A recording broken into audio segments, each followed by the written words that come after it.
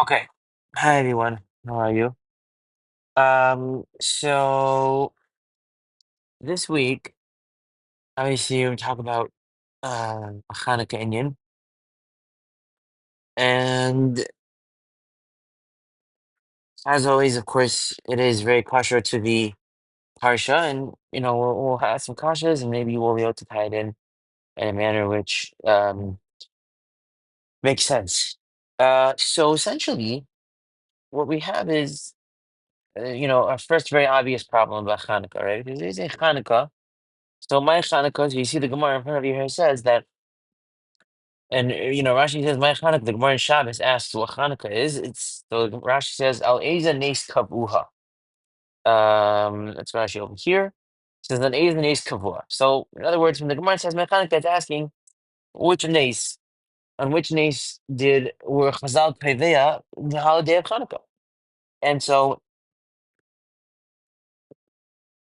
the Gemara proceeds to tell you about the Nes of the Ner, um, and how it lasted for 8 nights.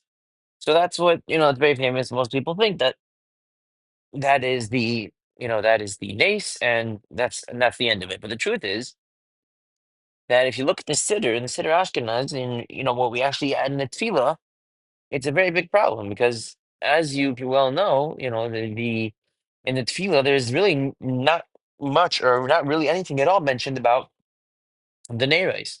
And it's certainly not emphasized in any way, shape, or form. Over here you have around this Yardan Titinam, the Kali Misati Gibor Me'achaloshim, that's referring to the nace of the fact that the Hashmonaim were very few people. And even though there were very few people, HaKadosh Baruch Hu still was Meiser, the many, many, many Romans in their hands. So, l'chayra, you have a very big problem. In one place, in texts from Chazal, there is an indication that the miracle that is being celebrated is the idea of the nace of the Rabbi Me'atim. And then the Gemara, when it says, what are we celebrating? And it says we're celebrating the nace of the fact that it lasted for 8 nights. So, L'chaira, you have a steer. And Wanashach. The Gemara should either mention both, or in Tefillah we should mention both. Or we should only mention one, and we should be consistent between our Tefillah and what the Gemara says that the nace is about. So that is, I think, the biggest kasha. Then, the Rambam brings them both without really asking. He says, I mean, Pnei Zeh, and he brings both things before. Um, so you have a problem over there. I mean, the Rambam doesn't really seem to acknowledge that there's any sort of stira, which, you know, why not? Why isn't there a stira? If we're davening, when we daven, we should thank Hashem for the nace of the 8 nights. We don't thank him for that. That's a problem that we don't thank him for that. And when the Gemara says it, it leaves out it doesn't talk about at all the nace of the fact that the Cheshvan were Geiger. Why doesn't it? So it's very, very schwer. Um, so that's a problem that needs to be answered. And then the other problem, which really is, I think, the most you say is take a caution to really ask when it comes to thinking about what Hanukkah is actually about, is to basically ask that, Rashi says, my Hanukkah. So Rashi says, Al Ezen Nes Kavua. Rashi is saying that the Gemara is saying that there was a specific nace, there was a miracle that occurred, and within that miracle, because of that miracle, so we recover a holiday. And obviously, that's a very severe idea because, as we very well know, there are many, many miracles that Akash Baruch Hu does and has done, and for the Jewish people throughout Jewish history, that don't warrant a holiday. They don't warrant, this whole thing of pursuing Nisa, this, that. I mean, well, Mehechet Hesed, but I mean, if the Gemara talks about that on Marayim, we're able to Chayi Mason. So they had miracles, they had ways that they can Mechayim Mason. You make a holiday every time something happened like that. I mean, obviously, it's not enough for just because God does a miracle for the Jewish people at one point in history for that to be, something that is Nick Baladaris. It's just not enough. It doesn't. It's not. It's not a it's just not a mechanism that merits a holiday that the Jewish people celebrate for the rest of their history. In order for there to be a holiday that is celebrated for the rest of the Jewish history, it has to be it has to meet the following criteria, which is that it has to be that the event that occurs and the nace that happens is as a response of an overcoming of a specific challenge or midah of Klal Yisrael at that point in history, and then once they overcome it, then it has they have overcome it, and now it's part of the identity of Israel, which is why we would commemorate it every year for the next 1,000 years, because it's part of who we are. It's not just a commemoration of something that occurred many thousands of years ago. That's just not logical for that to be something that would be a chag, right? Same thing with Pesach, Sukkot, all these things. They each have a midah. They have something that was instilled in the Jewish people, and the hallmark of the relationship between them and Hakadosh Baruch Hu. And when we have the chag again, we live it. You're essentially accessing the midah, and we are imbuing ourselves with the midah that was achieved many thousands of years ago when the event first occurred. So that is the criteria. So we have to understand, how does Hanukkah match and come to the criteria that are required for something to be a Chag? And in order to answer the question, you really have to know, and there's Makaris for this, but I'm not going to show every single Makaris. It would take too long. If you do want the Makaris, I'm happy to show it to you. It's in many, many Midrashim and Chazals. But essentially, what has to be understood is that the overcoming of the Yevanim, and this is known, um, is the overcoming of the Yevanim is representative of the breaking point of the Gullus of Yavan, right? And as you well know, the Midrashim count around, I believe, five Galuyos. They count Gullus Bavel, Gullus Madai, Gullus Yavan, and Gullus Edom. Bavel, Madai, Yavan, Edom. Four Galuyos. And so the each of the holidays celebrates a breaking point of one of those galuyas, which means that Chazal say that the galus of Yavan, which is what the Rambam brings over here, that they were bitlu dasav le'nichu and last mitzvahs. And so Chazal bring down that galus. I'll show it to you on the Chazal of Bris Bein Absarim. Chazal down that galus is called Hashecha, is called darkness. And the Lashon of Chazal is Shechshichu Einehem, that the Romans darkened the eyes of the Jewish people. And the way that they did that was Shayu Armrim Lahem, that they would force them, they would tell them to do the following. They would say, Kisvu al Keren Hashor, right on the horn of an ox, she'ein lachem chelek, that you do not have a part in, Elokei Yisrael, the God of the Jewish people. That is what the Medrash says. And therefore, Goz Yavan is called Choshech. And so obviously, we have to understand what the pshat in that is. What is the pshat of Goz Yavan being called Choshech? And obviously, we understand that if Goz Yavan is Choshech, then the appropriate response to that, and we're hopefully going to try to explain what that means, is to bring forth light, which is why it makes sense that we light a menorah, and the holiday revolves around the concept of light, because um, because of the fact that what happened in Galus Yavan is that our eyes were nechshach, shichu einehem. Now I'm just trying to find it so you can see the exact lashon over here. Um, Here we go. So it says over here, "Vayashemesh lavai." So it's talking about Avram Avinu, the bris bein absarim. Asardim nafal Avram. There's a sleep fell into Avram. V'hinei, and behold, ema chashecha. There's this, it's this like fearsome thing, and it's dark. Ema chashecha. So says the Medrash and Bereshis Rabbah, as you see in front of you. Ema chashecha over here. So it says chashecha right over here. Zu yavan. Shechicha inim shizog yaseh shemeres liyisrael kisma keren hashar she'ein chelek be'elokei Yisrael. So that is what I lashon I was telling you. So we have to understand what is the taich in that. What does that mean? What are Chazal trying to tell us with that? They told them. I mean, the Rambam says, they were mabatal dasam. They said they can't do bris milah, all this stuff. But Chazal pointing out this very specific weird thing that they said to do. They said to the Jewish people, "I want you to write on the horn of an ox that you have no part in the God of the Jewish people." And that's what made the darkness. That's what darkened the eyes of the Jewish people. We're going to try to understand what is the taich of that.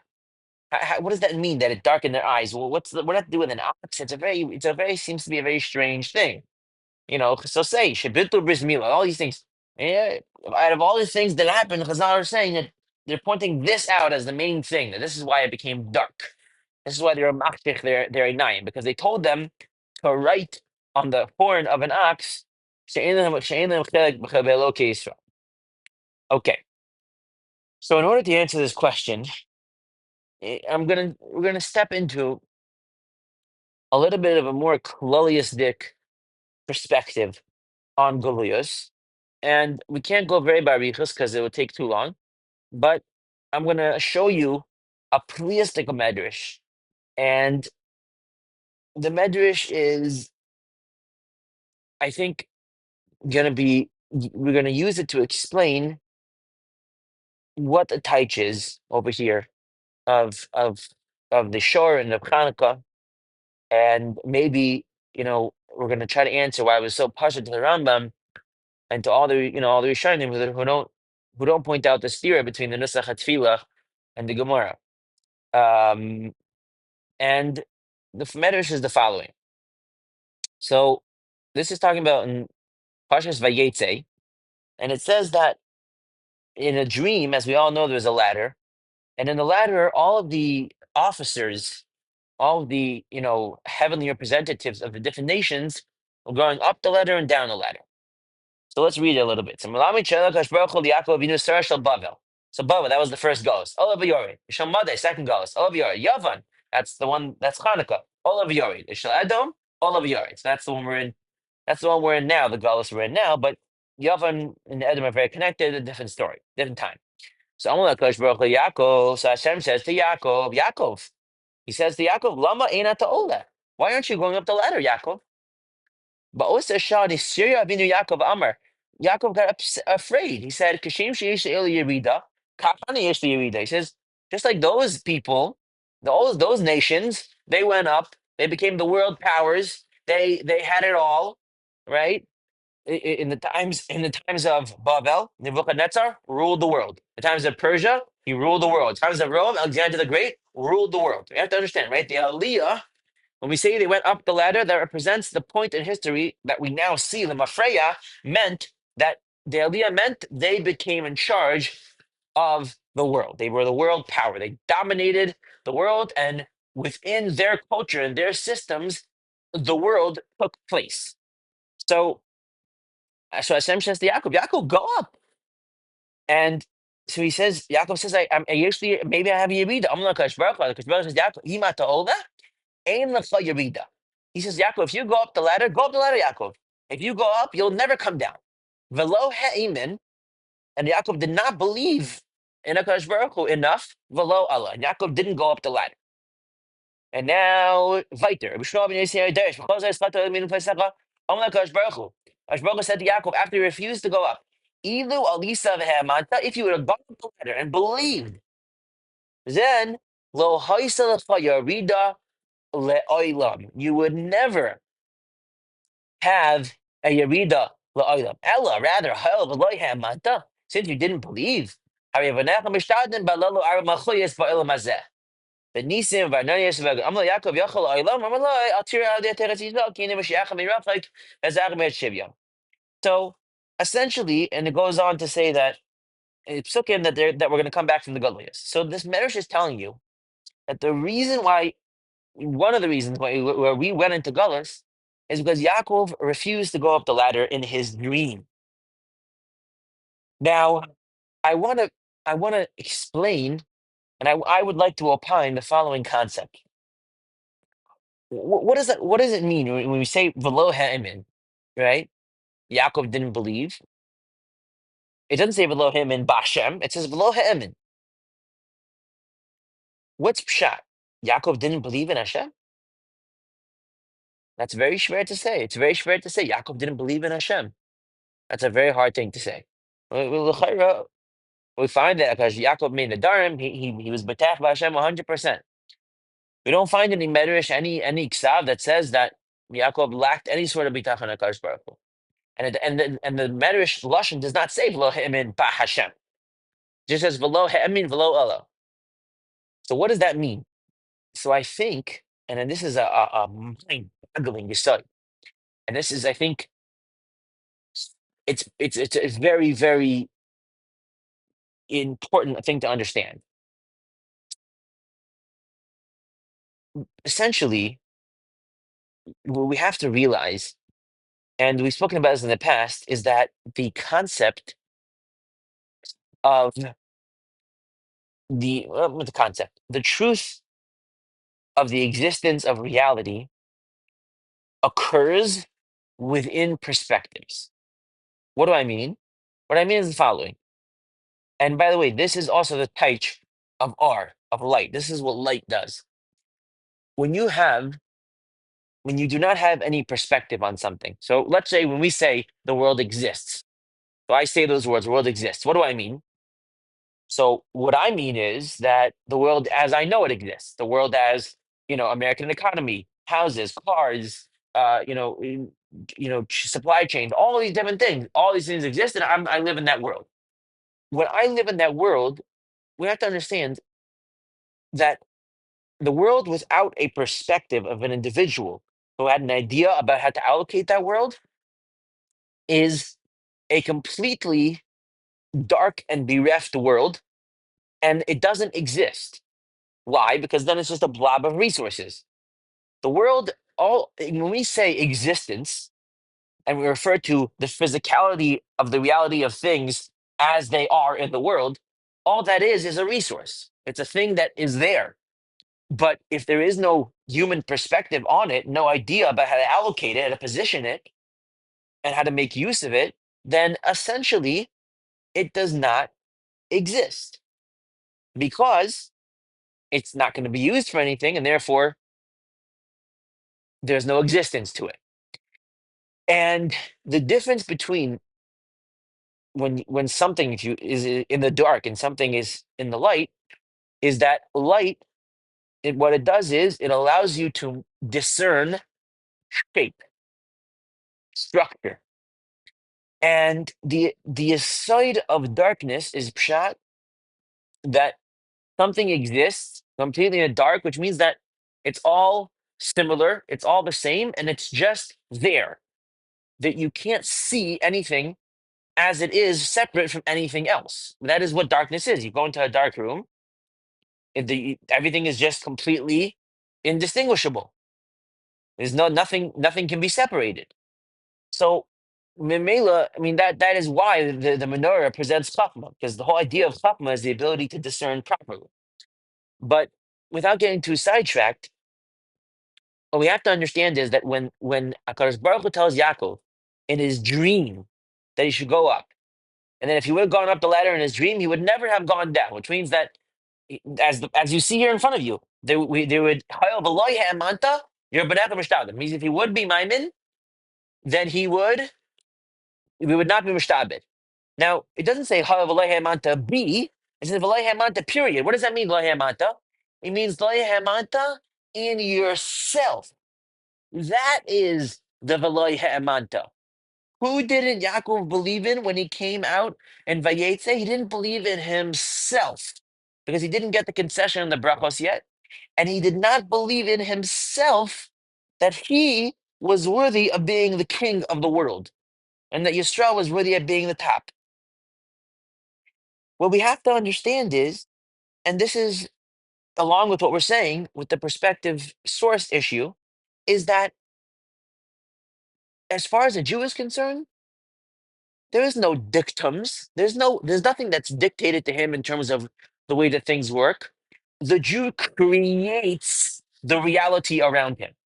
The Jew is the one who understands allocation, systemization. I mean, it's not a surprise when you hear this that you understand that literally all of the things that Western society takes for granted as ways of being and systems within which they relate are created by Jewish people, right? So, whatever it is, Google, stock market, whatever, everything, anything you could think of that is encompassing and is embedded into the manner in which people interrelate is created by a Jew. The reason for that is because the world does not exist besides for within the way that someone decides to systemize it. And therefore, a person has to understand that he has the power to completely define and shape the world around him. A reality and energy and power and existence only start and are they're the source of them is within the person. And I believe that when we talk about the Chalom here in Yaakov, and we'll see to it by Yosef as well, Chalom, and the Chalom of Paro, right? What does it mean when we say chalaim? It means you have a dream. Do you have a dream? What is your dream? Your dream is your aspiration, your desire, what it is, the way that you look at the world, the utopia that you want to see. That is something that every single person can achieve, and he has to realize that if he pursues it enough and believes in himself enough to pursue his dream, he can achieve it because everything is non-existent until a person gives it its allocation. So a person who has a system and a way of looking at the world, and he believes in himself enough, he can create that system and he can shape the world in that manner and in that direction. It's not a Machoyoteka concept that a single person can change the face of the earth and direction of history. That's a Pasha Dazach. We know that to be the fact. So what Hakadosh Baruch Hu is saying to Yaakov here is a plastic zach, unbelievable zach. Hakadosh Baruch Hu is saying to him, Yaakov, you didn't believe in yourself. Yaakov believed that Hakadosh Baruch Hu can do it. Hakadosh Baruch Hu can do anything. Of course, he knew that. He didn't believe himself. He did not have the confidence in himself that he can be the ruler of existence, and therefore he didn't go up the ladder. And therefore, the Jewish people have been at the bottom of the totem pole of Malchus for most of existence, right? That's the pshat. And it's unbelievable, Zah. It's unbelievable. And so the Ikka understanding over here of and that, by the way, this is the reason that if you look throughout this week's parsha and last week's parsha, Vayeshev, it's mamish so crazy. You follow the track of Yosef's life. Oh, Yosef has a dream that they're going to bow down to him. The brothers get upset. But his father, Va'aviv Shamar Sadavar, his father is very, Rashi says, "Mamtinu mitzapeh masa yaveh." When is the dream going to come true? Yaakov is waiting. When is Yosef's dream going to come true? Why does Yaakov believe Yosef's dream? You know why? Because Yosef, as brought down in Rashi and Chazal Parshas Vayeshev, Yosef is the sitno shel Esav. He's the counterpart to Esav, who's going to destroy Esav. And that is because he is a dreamer. And I mean this in the most tangible sense that you think of the idea when you say, I'm a dreamer, I have a dream. Like Martin Luther King, I had a dream. He is a dreamer. He's someone who dreams. And that is the component that Yaakov was missing. And therefore, you follow it's a plistic azach. You look through the entire parsha. Yosef had a dream. He had a dream that he was going to be the ruler over his brothers, and then his brothers went down to tribe. Oh, he had the Sarah Ophir Sarah Mashkim had a dream.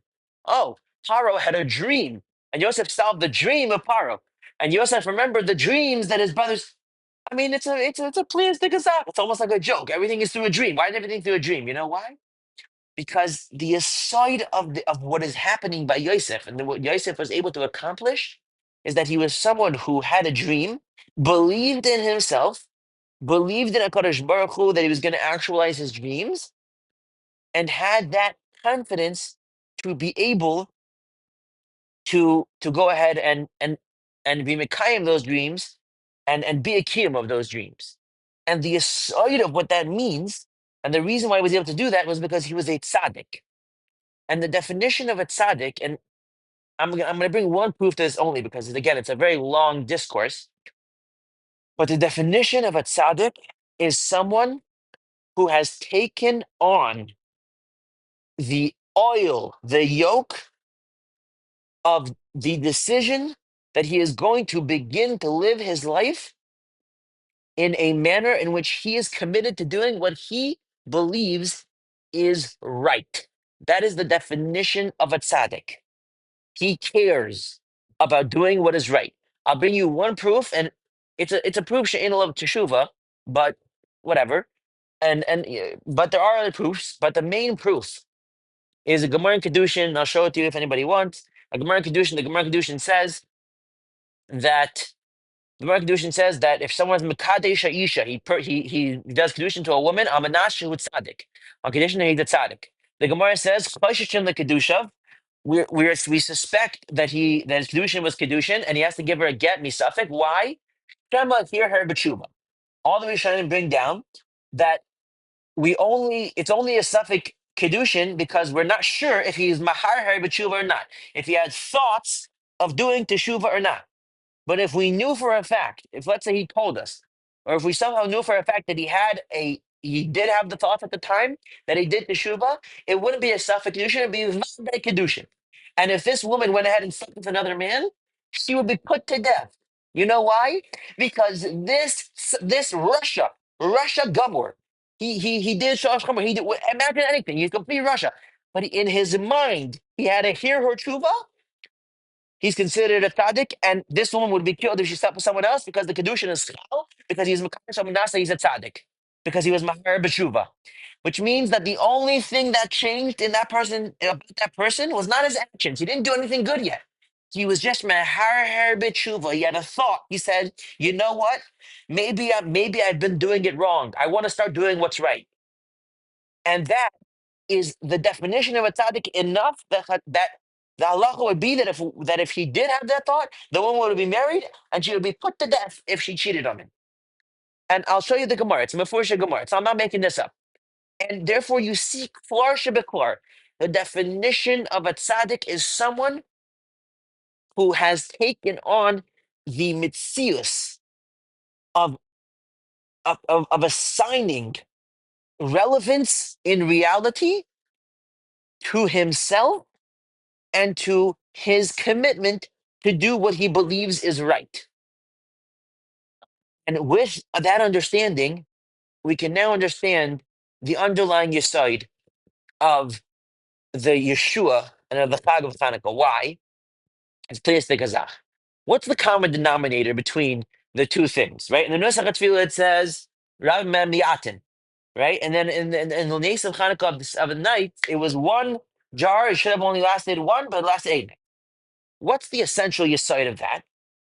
The essential yesod is that what we've done is we've gone out of the realm of the physical components having relevance in terms of the outcome of the events, and instead something else had relevance. So what do I mean by that? Usually, if you have Rabim, you have many people. Let's say you have 20, 30,000 Romans on elephants and spears, and you have 8 Hashmonai individuals. So if what mattered and if what was real, and I want you to understand those words, I'm saying those words, but if what was real was the simple physicality of existence, just because it existed, without there being a perspective on it, and without there being a self, without there being the tzaddik, then the rabbim should have won, because there's so many more. Again, let's go to the menorah, the light. You only had enough for one. You only had physical oil enough for one night. If what was real was the physical amount of the oil, then it would only have lasted for one night. But we're whole thing that we're teaching, and the whole takana, the whole understanding, the whole takana is halayim. Halayim is the takana. The takana is Yaakov. The reason we went to the gods is because Yaakov loy ha'emen v'loy Allah. He didn't believe in himself. He didn't have ne'emanis in himself, and he lacked in that ne'emanis, in the confidence of his tzidkus, and therefore we had to go to the gods. The whole Yesod is that that is the whole word that we're saying. It doesn't matter what the physical Matthias is. The physical Matthias is Choshech. Physical Matthias is Choshech. The the only thing that brings the R is the idea, the perspective on it, which is, by the way, everyone knows this intuitively. This is why we say, when you have a good idea, you say, "Oh, I see what you're talking about." And the famous sketch when someone has an idea, there is a light bulb that goes off above his head. That's not a coincidence. There's a light bulb. Perspective on a matter is associated with light because ideas give structure and shape to something that did not yet have it. That's why you say, I see the idea that you're saying, because you do see it. You see it. Why? Because ideas are synonymous with R, with light. And therefore, there is no stira between the Gemara and the Nusach HaTfilah, and that is because the essential Yesod is the same. In the Nusach HaTfilah, we're saying Rab Miyad Ma'atim. The Yesod of the reason why they won through the nace is not pshat. This is not a nace. Oh, and this is, by the way, this is the answer really. It's not just it's not a nace. Oh, Akash Baruch Hu does a nace, and therefore we're just commemorating something nace that Akash Baruch Hu did. That's not pshat. Pshat is that Akash Baruch Hu did a nace, but the nace was a megale on the true nature of the structure of how the world works. Because in reality, the only thing that's really real is the person's perspective on the matter, his idea, his level of belief in himself that he could accomplish something is what is going to allow him to accomplish it. The reality of the obstacle in terms of the physicality of the situation is not real. And Chazal brings this out by saying, "Ein davar oimed b'fnei haratzon." A person, if he wants, can do things that are otherwise inconceivable if he conceives them. Yaakov could not conceive being the world power. He could not conceive being Oila up the ladder. So he stayed on the bottom of the ladder. You know who could conceive of it? Yosef. And guess what Yaakov Avinu calls Yosef in the Torah? He calls Yosef. There's Yaakov Avinu in Parshas Vayechi. He says, what's Yosef? What does he call him when he gives him the bracha? He says, Bein Paros Yosef, Ben Paros Aleim, Banoi Sada, Ale Shur, on the ox. Ale Shur. Yosef is called the Shur, the ox. And the reason why that is, let me just show it to you in the Rashi so you believe me. Rashi says, Ale Shur.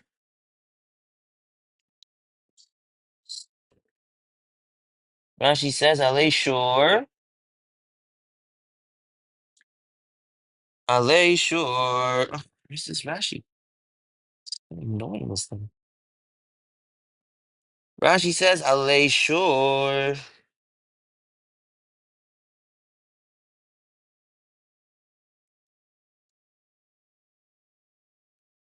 Rashi says like this. He says,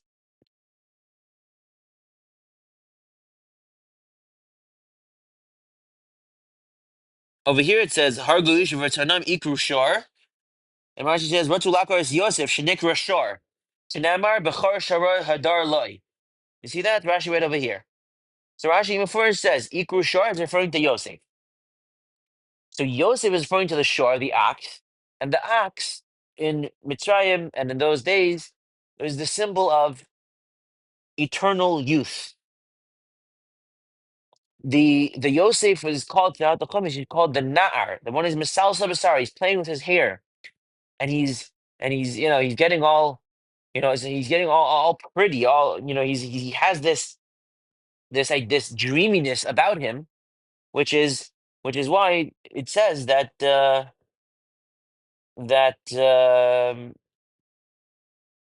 Banos Sadar Leishur Banos Mitzrayim Rashi Tzadar Listakel B'Yofyai.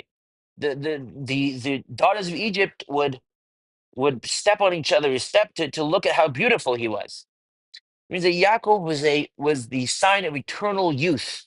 It was the vitality of Klal Yisrael, which the way we're teaching it means that the way that Klal Yisrael lasts all this time is because they understand that there is a dream, a utopia, which they are chasing. You can't have a mission without there being a vision and a dream behind that mission. And Yosef he's the youth. He is the vitality. He is the dreamer. He is the one who has the concept in his head. He's the one who makes up where Yaakov fails, Yosef makes up. And Chazal say that Yosef was supposed to be an Av, which is, I can show it to you, but it's too long. And therefore, what the Romans were trying to do is the reason why they made their eyes dark. You know why? Because they want them to write Al Keren Hashor on the horn of an ox. She'ein lechem chelek be'elok Yisrael. You know what the Romans were trying to do? The Romans didn't even care about the externality of what they were doing. They only wanted to be mevatel. They wanted to be mevatel what? They wanted to be mevatel the the essence, the vitality, the things that gave Judaism their atzmius, which was bris milah, being Isaac b'Torah, and the holity of Jewish marriage is what gives Judaism its vitality. What they want when Chazal say they write Al Keren Hashor, what are they saying right on the Keren Hashor? They're saying that we want you to uproot any sense of the vitality of the dream of Yisrael, which comes from Yosef, who's called the shore, and we want you to disassociate yourself from that. And therefore it creates darkness. And therefore, the response when the Chashmonaim when they won was to light the menorah. Very good, Shabbos.